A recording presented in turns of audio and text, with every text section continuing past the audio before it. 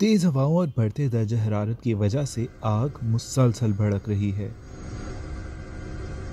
100 से ज्यादा मुकामात पर शोले भड़क रहे हैं। थके मांदे रजाकार दिन रात आग बुझाने वाले अमले को खुराक और पानी के साथ साथ इलाकाई मालूमात भी मुहैया कर रहे हैं।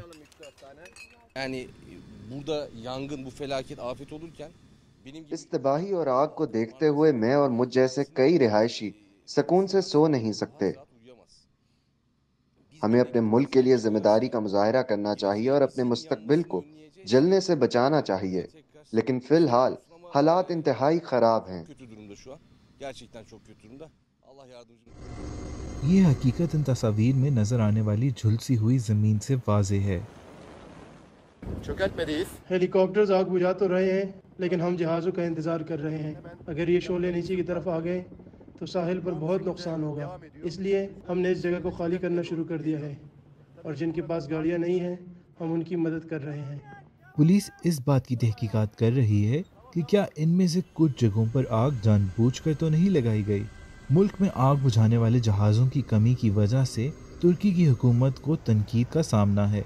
हुकूमत का इसरार है कि ज़्यादातर आग पर काबू पा लिया गया है और इससे मुतासर होने वाले लोगों की ज़िंदगियां बहाल करने के लिए भरपूर इक़दाम किए जा रहे हैं। लेकिन कई लोग परेशान हैं कि उनको जब घर वापस जाने की इजाज़त मिलेगी तो न जाने उनके घर और साजो सामान में क्या बचा होगा।